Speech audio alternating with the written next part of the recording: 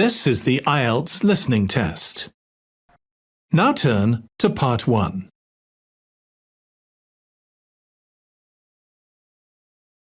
Part 1.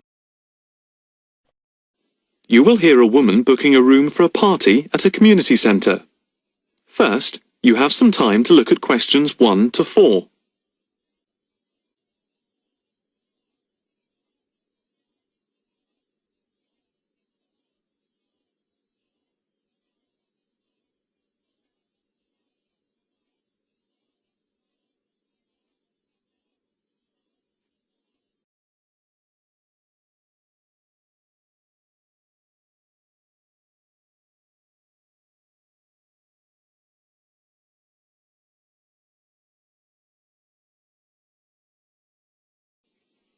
Now the test will begin. You should answer the questions as you listen, because you will not hear the recording a second time. Listen carefully and answer questions 1 to 4. Hi, good morning. My name's Pete. How can I help you? Hi, my name's Maria Lincoln. I understand you hire out rooms in the community centre as venues for parties? Yes, we do. We've various sized accommodation. It depends on what you're looking for, really. We're looking to hold a party, a children's birthday party, and we need a room that will hold about 70 people, with space for a small disco area, games, dancing, and food. Well, we have a large room, and it would certainly hold at least 100 people comfortably. It's used a lot for parties and things like that. That sounds as if it might be suitable. I've tried various venues, and they're either booked up or they don't hold enough people. Can you tell me when you were thinking of holding the party? I know it's short notice, but we wanted to hold it Saturday week. That's September 15th. Let's have a look. Yes, you're in luck. The Mandela suite is free then.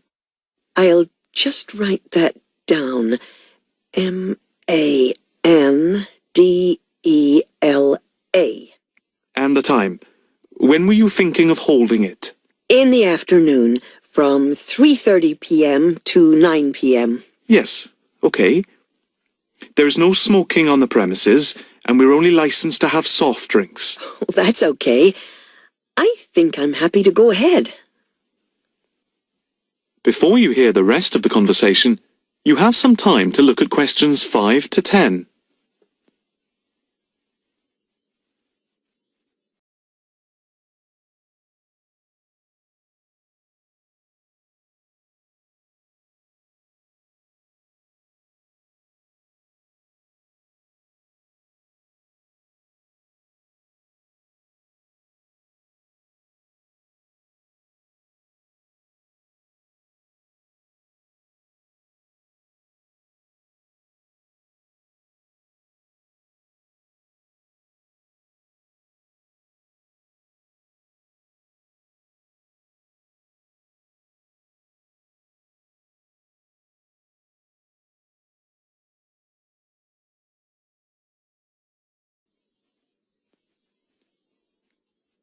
Now listen and answer questions 5 to 10. Can you just give your postcode? Yes, it's PA5 7GJ. Fine. And the flat and street number?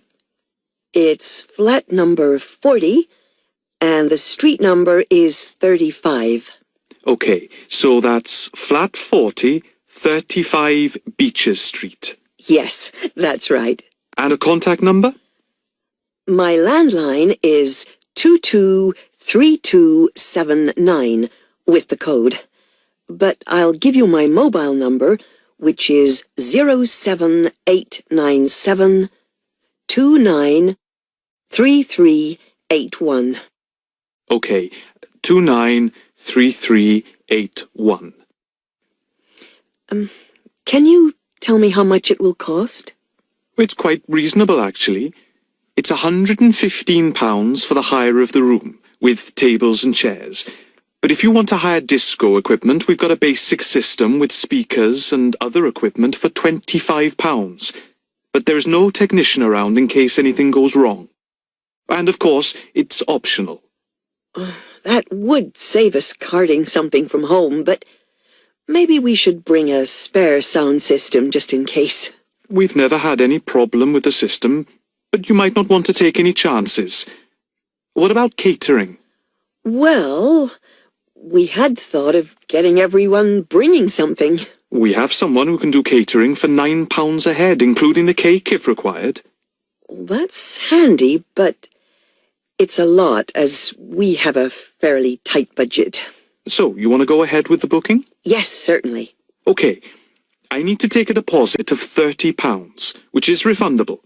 The balance needs to be paid 2 days before the event at the latest. Fine. You can cancel up to 2 days before, but after that you lose the deposit. We don't intend to cancel, but is there any insurance we can take out? Yes, there's a form here somewhere.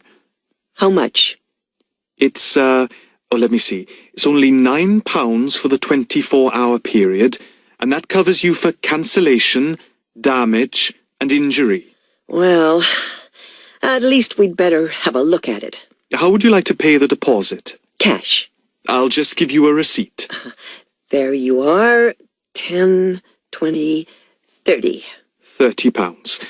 Maria Lincoln. Thank you very much. I'm really glad I found somewhere. We have been trying to book a place for the past 2 weeks, so thank you again, and bye for now.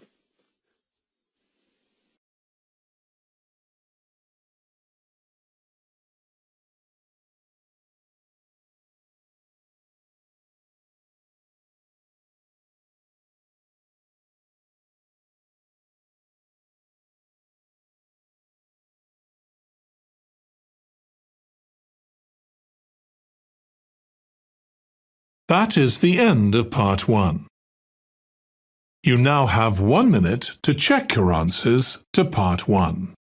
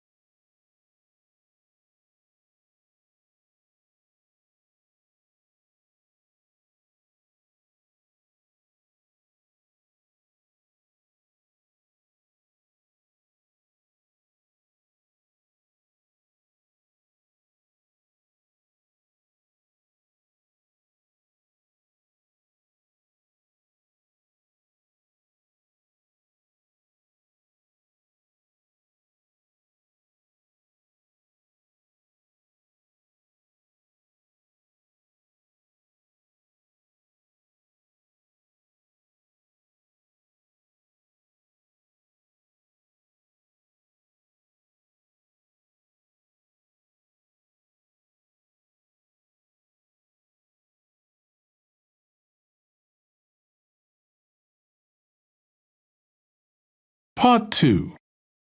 You will hear a talk on the radio about grass roofs. First, you have some time to look at questions 11 to 13.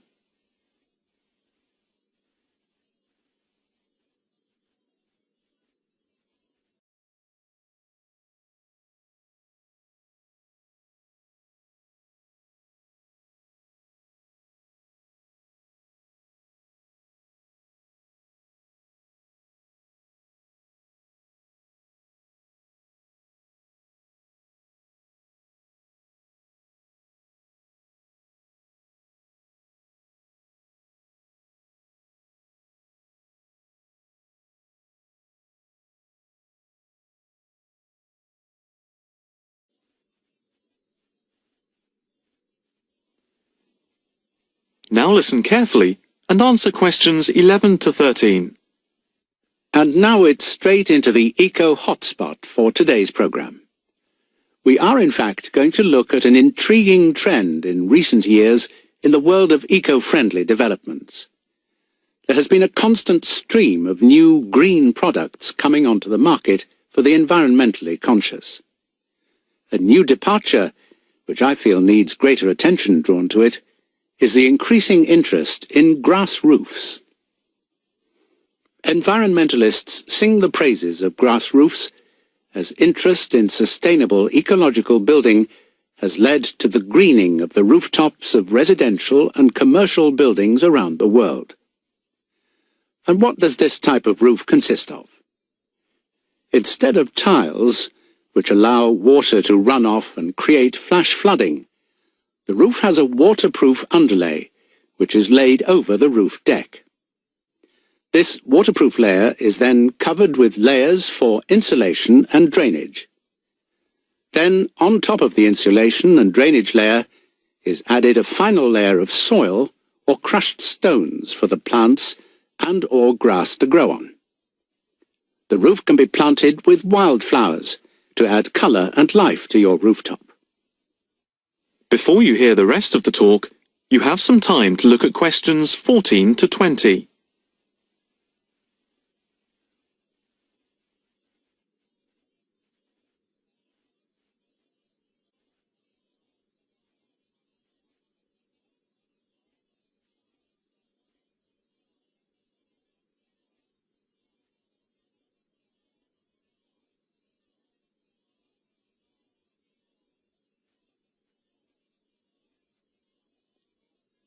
Now listen carefully and answer questions 14 to 20.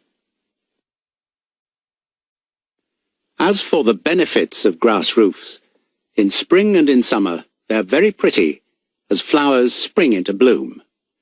Moreover, in summer, grass roofs are of particular benefit in cities because they keep any building cool by reflecting the sun's rays. In winter, the grass roofs insulate the building, helping to prevent heat loss. The roofs require little maintenance and are better than any other roofing material. They encourage biodiversity by attracting bees and birds, and they absorb water runoff, which helps prevent flash flooding. In fact, the gravel layer retains 71% of the rainwater that falls, thus helping to prevent flash flooding. In winter, the brown soil is a bit more evident, which can look unattractive if the roofs are not tended carefully. But that is a price worth paying, and I would say that they come highly recommended by those who have them. If you compare grass roofs with tiles, the latter do certainly look very tidy, but at a price to the future of the planet. The main drawbacks of tiles, though, are the water runoff and the absorption of heat from the sun's rays in summer. So, if we are to save the planet from the ecological point of view, tiles do not come recommended. The only roof that I can think of which has similar ecological credentials to the grass roof is the thatched roof. Thatched roofs are good insulators and very attractive, but very pricey and not ideal for cities. How can we make more of our roofs green? That is, how can people be persuaded to install grass roofs? The World Green Roof Conference in Australia was a very good start. At a grassroots level, the best way to raise the profile of grass roofs is to make them trendy by highlighting them in fashionable magazines, so that people begin to feel that they cannot do without them. But the idea I like best is holding competitions for the best designed grass roofs. Next week, Eco Hotspot is going to look at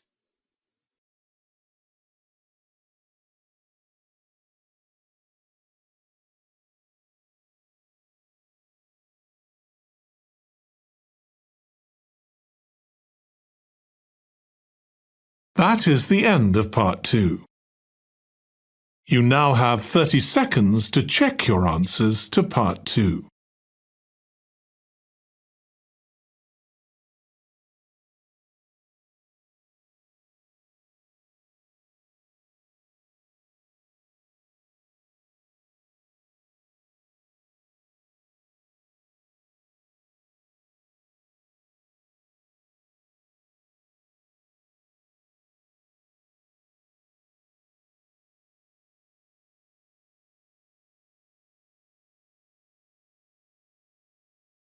Part 3.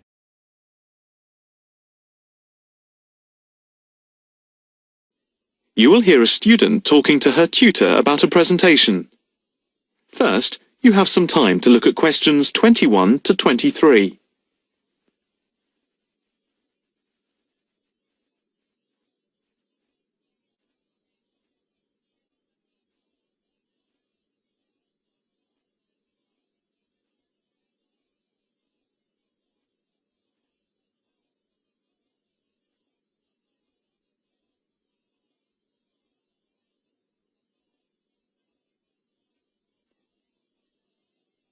Now listen carefully and answer questions 21 to 23.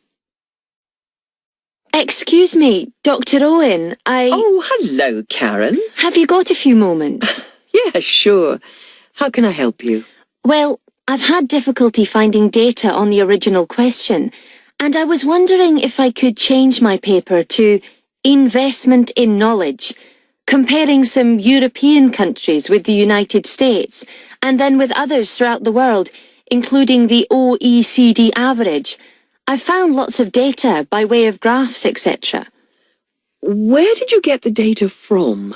From various sources, books and journals. How are you going to present the material? I am going to use the electronic whiteboard as suggested and do a blend of graphs, pictures, text and podcasts to illustrate my presentation. It sounds very impressive. Yes, let's hope the whiteboard works. But I'm also going to have a PowerPoint presentation for a backup, just to cover myself. A backup is a good idea, but it's a lot of work doing everything twice. It is, but at least I'll have experience of both. Before we talk about how to use the data I've selected, could you give me the names of a few websites I should look at for more specific background material? When you type in anything to do with knowledge, there are millions of sites listed. Before you hear the rest of the conversation, you have some time to look at questions 24 to 30.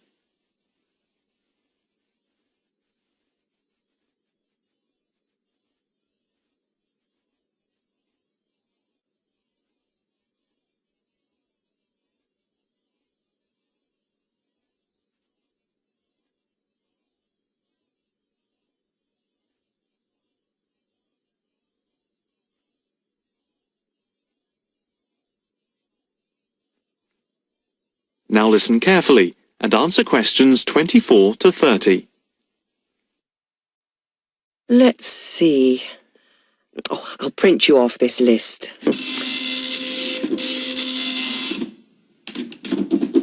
Oh, there we go. Right. Do I really need to study everything on these? No, I suggest there are 5 or 6 you can look at.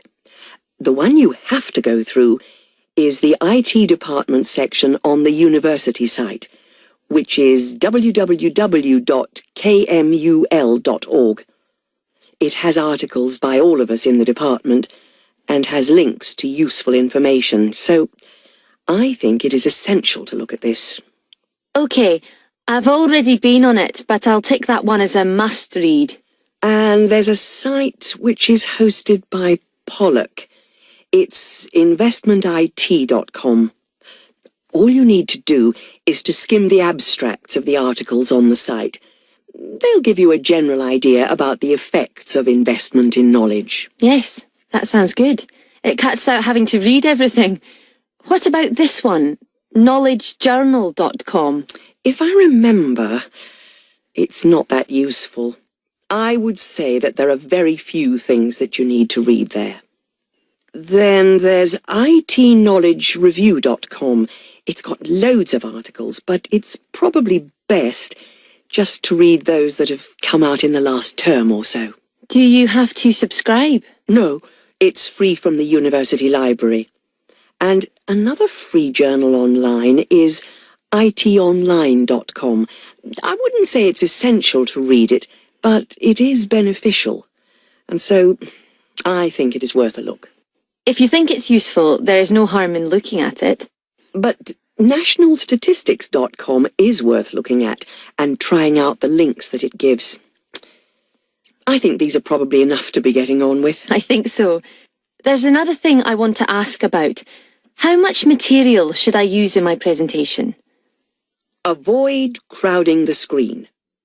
If you have lots of information at one time, people will not be able to follow it and will just switch off. That's worth remembering. I've been in lectures where there was too much detail on the screen and it was impossible to read quickly. But what about visuals? Do you think it's okay to mix visuals and text? Visuals are very useful, but they must be relevant, or else people will get confused about what they mean and why they are there, and they won't pay attention to what you are saying. so be careful. From what I can see, you have the makings of a very good presentation. Thank you.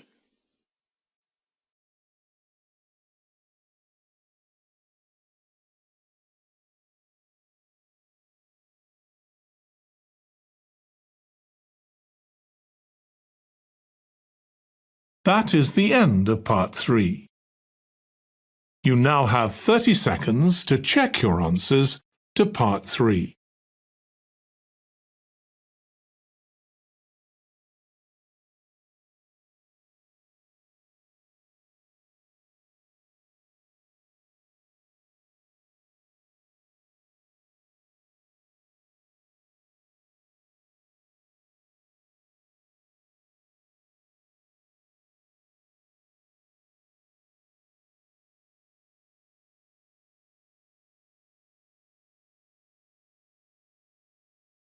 Part 4.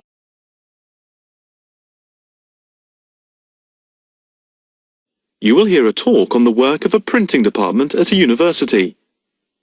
First, you have some time to look at questions 31 to 40.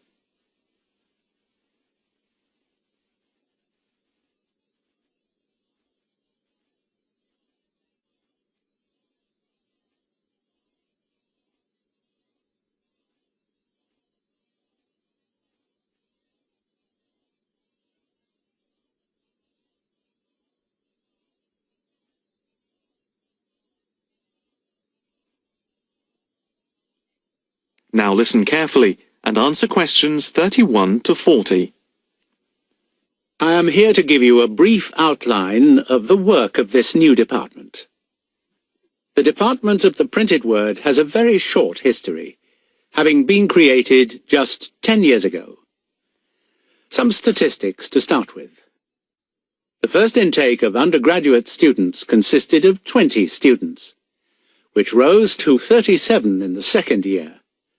And we now have about 50 in the first year, doing a wide range of courses, full and part-time. We have a thriving research department, with 17 students on the taught MA course, and 7 students doing research full-time. In all, we have 9 full-time lecturers and 16 part-time lecturers who work mainly, but not exclusively, in our evening department. Of the total student body, approximately 21% are from outside the country, a number which has been increasing steadily over recent years. Although students from overseas have to reach a minimum level of competence in English before they follow a course at the university, some may require remedial help with their English, and we can offer help through the Student Support Services as part of the general assistance given to all students. For home students, both graduate and undergraduate, there are bursaries to help with travel and accommodation, for which I would advise you to contact Mrs. Riley at the end of this session. Increasingly, we are forging external links with organizations in the publishing world, and we have been very fortunate in that we have received money to sponsor not just various students within the department, but also technicians and lecturers. Each year we hold a series of lectures which are given by external speakers in the world of printing and the media. The series of workshops that you see around you have been built thanks to a very generous donation which has allowed us to develop our facilities for bookbinding and restoration.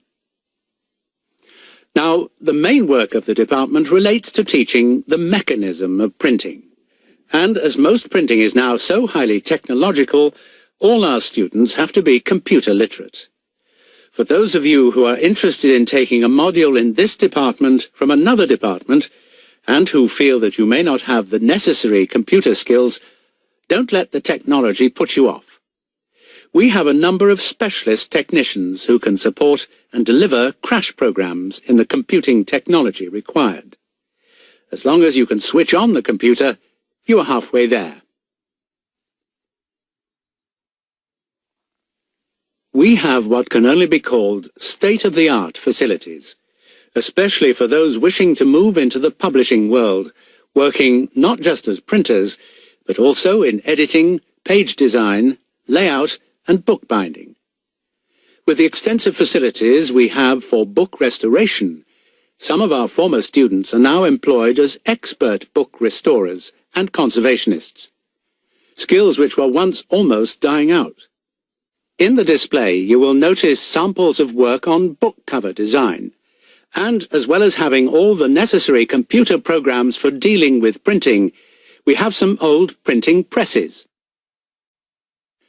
Despite being largely a modern department, we do have an increasing interest in research into the history of the printed word, ranging from early European to Chinese and Japanese printing techniques. We have in fact some very well-known experts on early printing in Europe in the 15th and 16th centuries. If this area appeals to you, you can talk to Dr. Fred Clare afterwards. From China, we're lucky to have as a visiting lecturer Dr. Yu, who is an authority on early Chinese manuscripts and printing machines. If you are thinking about doing a module with us, or you are interested in doing research after you have finished your first degree, the person to talk to is Professor Clarkson, who will be able to give you all the details. For postgraduate research, you should really be thinking about applying now, even though we are only in December, as the department now attracts large numbers of people, and we always have many applications for each research position.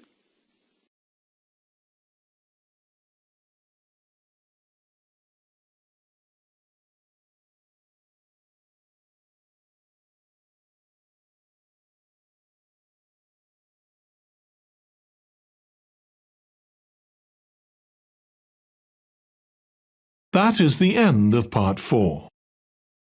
You now have 1 minute to check your answers to Part 4. That is the end of the listening test. In the IELTS test, you would now have 10 minutes to transfer your answers to the answer sheet.